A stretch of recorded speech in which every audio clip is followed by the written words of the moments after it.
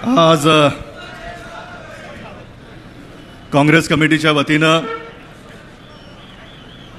मराठवाडा आढावा बैठक व लोकसभेमध्ये निवडून गेलेले नवनिर्वाचित काँग्रेस पक्षाचे खासदार मराठवाड्यातले त्यांचा आजचा हा सत्कार सोहळा, ह्या सत्कार सोहळ्यासाठी आवर्जून इथं उपस्थित असलेले आपले नेते माननीय श्री रमेश चेन्नीथलाजी, महाराष्ट्र काँग्रेसचे प्रभारी, त्यांच्या समवेत आलेले प्रदेश अध्यक्ष नाना पटोलेजी, तसेच आपले विधिमंडळ पक्षाचे नेते बाळासाहेब थोरातजी, विरोधी पक्ष नेते विजय वडेट्टीवारजी, आपल्या सर्वांचे लाडके नेते आदरणीय दिलीपराव देशमुख साहेब, कोल्हापूरहून आवर्जून आमच्या ह्या कार्यक्रमाला आलेले आमचे नेते सतेजी पाटील, आपल्या सर्वांचे लाडके ह्या मतदारसंघाचे आमदार व महाराष्ट्राचे माजी मंत्री, लातूर जिल्ह्याचे माजी पालकमंत्री अमित देशमुख साहेब, ज्यांचा सत्कार आपण आज घेतोय ते पहिले सत्कार मूर्ती डॉक्टर कल्याण काळेजी, वसंतरावजी चव्हाण, आणि लातूरमध्ये चाललेला एकच फॅक्टर ते आपले डॉक्टर काळगे, व्यासपीठावर उपस्थित युथ काँग्रेसचे अध्यक्ष कुणाल राऊतजी, व्यासपीठावर उपस्थित सर्वच मान्यवर, मोठ्या संख्येनं आज इथं उपस्थित असलेले आपण सर्व काँग्रेस विचाराचे नेतेगण, कार्यकर्ते, मोठ्या उत्साहानं आपण आलेल्या परिसरातून, 3 जिल्ह्यातून आलेले सर्वच काँग्रेस विचाराची मंडळी, पत्रकार बांधवांनो, मित्रांनो, सर्वप्रथम मी महाराष्ट्राचा आराध्य दैवत छत्रपती शिवाजी महाराज यांना वंदन करतो. तसेच घटनेचे शिल्पकार डॉक्टर बाबासाहेब आंबेडकर यांनाही वंदन करतो. महात्मा ज्योतिबा फुले, क्रांतीज्योती सावित्रीबाई फुले, अहिल्यादेवी होळकर, सेवालाल महाराज, महात्मा बसवेसर या सर्वांच्या विचारांना अभिवादन करतो. आजचा हा आपला कार्यक्रम मराठवाड्यात होतोय. ह्याच आठवड्यामध्ये आपले नेते आदरणीय लोकनेते विलासरावजी देशमुख साहेबांची पुण्यतिथी आहे, त्यांच्या विचारांना अभिवादन करतो. शंकरराव चव्हाण साहेब, निलंगेकर साहेब यांना अभिवादन करतो. नुकत्याच झालेल्या लोकसभेच्या निवडणुकीमध्ये इंडिया आघाडीला मिळालेलं यश आणि त्याचबरोबर मराठवाड्यामध्ये काँग्रेस पक्षाने 3 खासदार उमेदवारी दिल्या होत्या आणि तिन्हीच्या तिन्ही खासदार 100% रिझल्ट असलेला काँग्रेस पक्ष हा मराठवाड्यामध्ये 1 नंबरवर आला. मराठवाड्याचा जर उल्लेख करायचा झाला तर मराठवाड्याला काँग्रेस पक्षाने नेहमीच राज्याचं नेतृत्व करण्याची संधी दिली.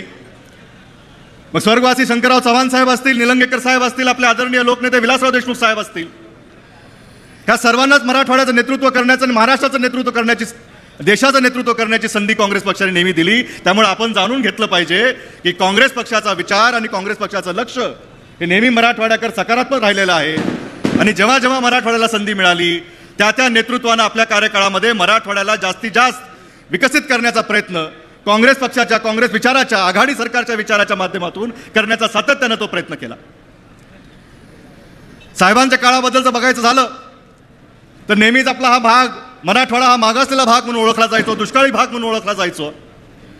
पण साहेबांच्या हातामध्ये जेव्हा धुरा आली तेव्हा मराठवाड्याचा विकास, मराठवाड्याचा आणि विदर्भाचा विकास कसा व्हावा, मागासल्या भागाचा हा आपला जो लेबल आहे तो लेबल पुसून काढण्यासाठी काय करता येईल ह्याच्यावर ते अहोरात्र मेहनत करायचे.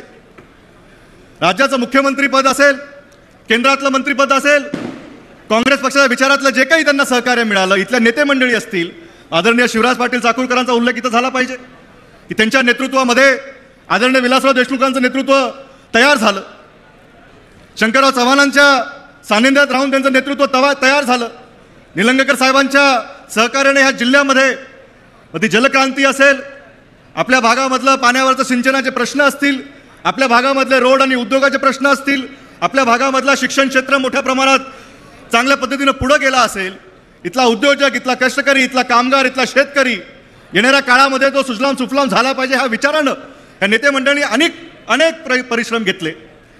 नेहमी जेव्हा मराठवाड्याचा उल्लेख होतो की मराठवाड्यामध्ये कुठला तरी मोठा उद्योग आला पाहिजे, इकडच्या पाणी प्रश्नावर जेव्हा वाचा फुटते, इकडच्या मराठवाड्यातल्या बेरोजगारांच्या जेव्हा मागण्या येतात, अनेक वेळेस आम्ही बघतो की इथं मराठवाड्यामध्ये हे करता येत नाही, हे आर्थिकदृष्ट्या होऊ शकत नाही असाच एक नकारात्मक पायंडा नेहमी अधिकाऱ्यांच्या वर्गाकडून आपल्याला सातत्यानं सांगण्यात येतो. त्याच्यामुळे कुठेतरी आपला मराठवाड्यातला विकास खुंटला जातो. पण साहेबांचं नेतृत्व असं होतं की आली ती अडचण किंवा आली ती अडथळा त्याला अंगावर घेऊन त्याच्या माध्यमातून पायमार्गन कसं करायचं, मार्गक्रमण कसं करायचं, म्हणजे तो वैधानिक विकास मंडळाचा आधार घेऊन असेल, कधी अधिकाऱ्यांना बसून जलसिंचन व्यवस्था आपल्या भागामध्ये कशी चांगली करू शकतो ह्याच्यावर विचार होण्याचा विचार असेल, गोदावरी नदीवर कोणताही मोठा प्रकल्प घेता येत नव्हतं. त्यामध्ये बराचशी संकल्पना जेव्हा साहेबांनी आणली आणि त्या संकल्पनेला मोठ्या प्रमाणात प्रतिसाद साहेबांच्या मंत्रिमंडळाने त्या काळामध्ये दिला आणि संभाजीनगर ते नांदेडपर्यंत ह्या सगळ्या नदीच्या काठाला बराचशी संकळा जी उभी राहिली आणि दोन्ही पात्रामध्ये पाणी उभं करून इथल्या शेतकऱ्यांचं नशीब आणि इथल्या शेतकऱ्याच्या हाताला चांगलं पीक मिळावं, इथं सुजलाम सुफलाम व्हावं, प्रगती व्हावी. आपण नेहमी बघतो आज पावसाळ्याचे दिवस आहेत, धरण फक्त 3.5% भरलेलं आहे, पण आपल्या भागामधल्या परिसरातल्या बऱ्याचमध्ये पाणी 100% भरलेलं आहे. आणि त्या पाण्याच्या प्रतिबिंब जर आपण कुणाचं बघत असो तर ते साहेबांचं प्रतिबिंब आपल्याला त्या पाण्यामध्ये दिसतं. हा विकास काँग्रेस पक्षाच्या माध्यमातून झाला आहे हे मला आपल्याला सांगायचं आहे. अनेक अशा गोष्टी आहेत की मराठवाड्याचं नेतृत्व जेव्हा महाराष्ट्र राज्याचं नेतृत्व करत असतं आपल्याकडं तर त्यांचा झुकता माप होताच. लातूरचा प्रत्येक प्रश्न, लातूरला पहिला विकासाचा घास देण्याचा साहेबांचा जो विचार असायचा, पण लातूरला पहिला घास देत असताना आपल्या महाराष्ट्र राज्यातल्या अनेक जिल्ह्यांमध्ये कुठंही दुजाभाव होता कामा नाही. आपण महाराष्ट्राची जबाबदारी काँग्रेस पक्षाने आपल्याला दिलेली आहे. काँग्रेसचा जो विचार आहे की काँग्रेस का हात आम आदमी के साथ, ह्या विचाराचा धागा धरूनच महाराष्ट्रामध्ये अनेक जिल्ह्यांमध्ये अनेक असे प्रकल्प आपल्याला सांगता येतील. किंवा मुंबईचं मोनोरेल असेल, पुण्याचं हिंजवडीचं IT पार्क असेल, नागपूरचं मिहान असेल, प्रत्येक त्या जिल्ह्यामध्ये संभाजीनगरमध्ये स्कोडाची फॅक्टरी असेल, अनेक असे उद्योग प्रत्येक भागाला समान विकासाचा भागीदार म्हणून साहेबांनी त्या दृष्टिकोनाने नेहमी काम केलं, काँग्रेस पक्षाने ते दृष्टिकोनाने काम केलं. आणि आज आपण बघतोय आजची परिस्थिती काय झालेली आहे. आजची परिस्थिती जे केंद्रामध्ये सत्ताधारी आहेत आणि राज्यामध्ये सत्ताधारी आहेत त्यांचा दृष्टिकोन काय. शेतकऱ्याच्या मालाला थोडा चांगला भाव मिळाला, मग तो सोयाबीन असेल, कापूस असेल, साखर असेल, जरा थोडा चांगला भाव मिळाला, शेतकऱ्याच्या हातामध्ये 4 पैसे जास्त काय पडू लागले तर लगेच सरकारने आपले धोरणं बदलून त्या सगळ्या मालावर निर्यात बंदी केली आणि शेतकऱ्याचे भाव गडगडत खाली पडले. शेतकऱ्याला सुखावं असं ह्यांना वाटत नाही. शेतकऱ्यासाठी आम्ही जास्त काही करतो हे दाखवत राहतात, मिरवत राहतात, जाहिराती करत राहतात. पण शेतकऱ्याच्या पदरामध्ये जर काही 4 पैसे पडत असतील तर ते 4 पैसे शेतकऱ्याच्या पदरात न पडता आपल्या उद्योगपती मित्राच्या खिशात कसे जातील ह्याची मात्र त्यांनी व्यवस्था नेहमी केलेली आहे. हे आपण जाणून घेतलं पाहिजे. महाराष्ट्रामध्ये, मराठवाड्यामध्ये बेरोजगाराची मोठी संख्या आहे. आमचा लातूर पॅटर्न देशामध्ये, जगामध्ये गाजलेला आहे.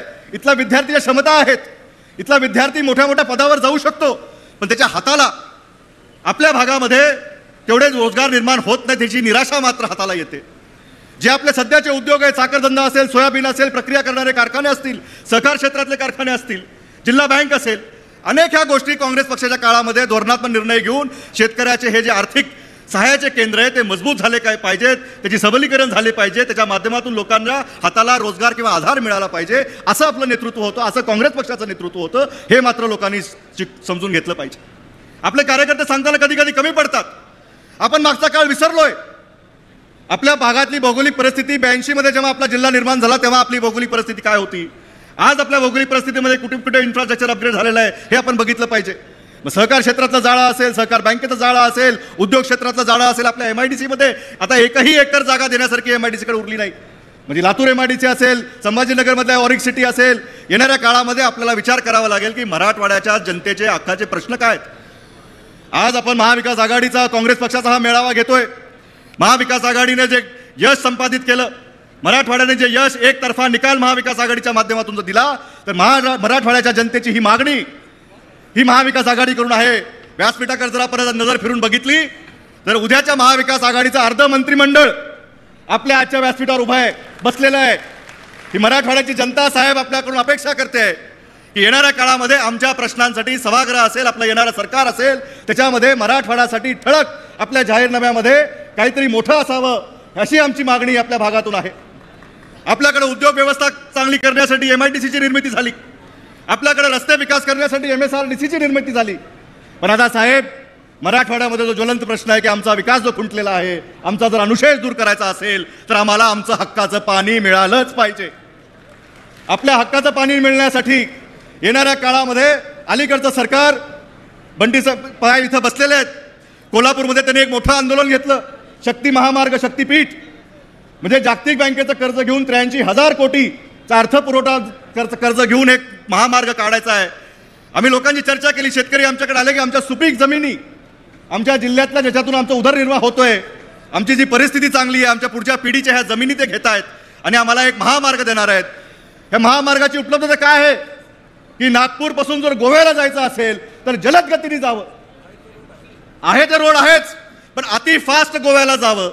आम्हाला नको गोव्याला जायचं. आम्ही का गोव्याला जावं? आम्हाला गरज नाही. पण माझं असं मत आहे की एक वॉटर इन्फ्रास्ट्रक्चर बोर्ड जर आपण महाराष्ट्र सरकारच्या माध्यमातून साहेब निर्माण केला येणाऱ्या काळामध्ये, तर हे सगळे जे मोठे प्रकल्प आहेत, म्हणजे वॉटर ग्रीड असेल, पश्चिम वाहिनीतलं पाणी वळून मराठवाड्याला पाईपलाईननं पाणी देण्याची व्यवस्था असेल, आणि जर हे 80,000 कोटी 1,00,000 कोटीचा खर्च जर बुलेट ट्रेनवर होऊ शकतो, समृद्धी महामार्गावर होऊ शकतो, तर मला ठाम माहिती आहे की महाविकास आघाडी सरकार आणि आदरणीय राहुल गांधीच्या नेतृत्वाला येणारं भारत देशाचं सरकार 1,00,000 कोटी लागले तरी चालतील, पण मराठवाड्याची तहान, या जिल्ह्याची तहान भागलीच पाहिजे. पाणी जर आम्हाला मिळालं तर उद्योग इथे येतील, शिक्षणाच्या सवयी चांगल्या होतील, इथल्या पोरांना नोकऱ्या इथेच मिळतील, इथंच सुजलाम सुफलाम होईल. आपण ते विषय लक्षात घेतला पाहिजे. आमच्या मराठवाड्याचे पोरं पुण्याला, मुंबईला, कोल्हापूरला, नाशिकला कामाला जातात. ते नेहमी म्हणतात की आम्ही तिकडं का जावं. पुणे, मुंबई, नाशिक महाराष्ट्रातलं गोल्डन ट्रायंगल म्हणून ओळखलं जातं. तिथलं राहणीमान, तिथला अर्थव्यवस्था, तिथली रोजगारची क्षमता, तिथल्या रोजगारमध्ये निर्माण होणाऱ्या संध्या जर आपल्याला आपल्या भागात आणायचं असेल तर आपल्याला असं काहीतरी नवीन विचार घेऊन येणाऱ्या काळामध्ये काम करावं लागेल. मोठा विचार करावा लागेल. मराठवाड्याला पुढं व्हावं लागेल. आज योगायोग आहे की आपले सत्कार मूर्ती काँग्रेसने निर्माण केलेलं गोल्डन ट्रायंगल, जालना, नांदेड आणि लातूर हे 3 खासदार या व्यासपीठावर आहेत. ह्या तिन्ही खासदारांचं जे ट्रायंगल आहे, त्या ट्रायंगलच्या माध्यमातून येणाऱ्या काळामध्ये मराठवाड्यामध्ये देखील गोल्डन ट्रायंगल व्हर्जन 2 मध्ये लातूर, नांदेड, जळगाव किंवा जालना असला पाहिजे. ह्या दृष्टिकोनातून आपल्याला साहेब काम करावं लागेल. मराठवाड्याच्या फार अपेक्षा आहेत महाविकास आघाडी सरकारकडून, काँग्रेसच्या नेतृत्वाकडून, आणि अपेक्षा असणं रास्त आहे, त्यांचा अधिकार आहे की नेहमीच मराठवाड्यानं काँग्रेसला एकतर्फा विचार, एकतर्फा मतदान केलंय आणि आज ती ताकद आपल्या हातामध्ये आम्ही मराठवाड्याच्या जनतेने जी दिलेली आहे त्याला आपण न्याय देताल. येणाऱ्या काळामध्ये आमचे हे प्रश्न विधिमंडळात असेल, आपल्या येणाऱ्या सरकारमधून असतील, येणाऱ्या सगळ्याच मंत्री महोदयांना येणाऱ्या विधिमंडळात आणि शुभेच्छा देतो. अर्ध मंत्रिमंडळ साहेब इथंच आहे. आपल्याला सगळ्याला तयारी करायची आहे.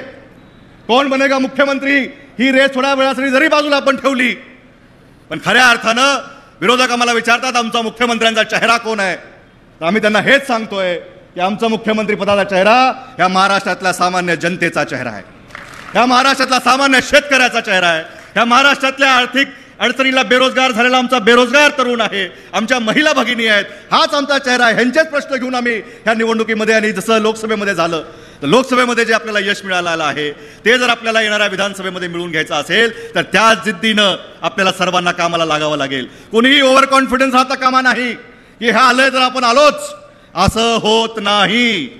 प्रत्येकाला प्रत्येक घरापर्यंत परत जावं लागेल, प्रत्येक बूथला परत मजबूत करावं लागेल, प्रत्येक कार्यकर्त्याला आपला हा विचार, आपला हा ध्येय धोरण काँग्रेस पार्टीचे, महाविकास आघाडीचे, येणाऱ्या सरकारचे आपल्याला त्यांच्यापर्यंत पोहोचवाव्या लागतील, त्यांच्या अडचणी आपल्याला जाणून घ्याव्या लागतील. राहुल गांधींनी कन्याकुमारी ते काश्मीर आणि मणिपूर ते मुंबई भारत जोडो यात्रा आणि न्याय यात्राच्या माध्यमातून जे त्यांनी पराक्रम केला, त्यांनी एक धाडस केलं की मी चालतोय, मैं तो अकेला ही निकला था, लोग जुड़ते गए और कारवां बनता गया. त्या कारवाची आज ताकद त्या विधिमंडळामध्ये आहे, त्या लोकसभेच्या सर्वश्रेष्ठ विधिमंडळामध्ये तिथे आहे. 100 खासदार राहुल गांधींच्या मागे आपण सर्वांच्या आशीर्वादाने आपण उभे करू शकलो.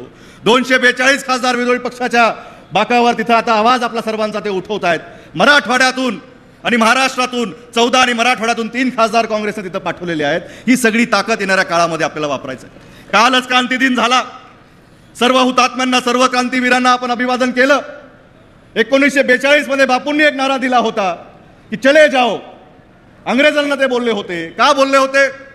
ते अंग्रेजांना ह्यासाठी बोलले होते की आपला ते देश लुटत होते, आपला देश लुटून लुटून आपल्या तिजोऱ्या तरी भरल्या होत्या. तर आता आपल्याला असं म्हणावं लागेल, आणि माझं जर पटत असेल तर माझ्यानंतर आपण ती घोषणा द्यावी, ही माझी आपल्याला कळकळीची विनंती राहील की बापू लढे थे गोरों से, बापू लढे थे गोरों से, बापू लढे थे गोरों से, हम लढेंगे चोरों से. ह्याच ब्रीद वाक्यानं येणाऱ्या काळामध्ये परत एकदा आपण सगळ्या नेत्यांना मी आश्वस्त करतो की मराठवाड्यातून लातूरमधून सर्वाधिक जागा या महाविकास आघाडीच्या निवडून आल्याशिवाय आम्ही स्वस्थ बसणार नाही. मला इथं बोलण्याची संधी दिली त्याबद्दल सर्वांचे आभार व्यक्त करतो. जय हिंद, जय महाराष्ट्र, जय काँग्रेस.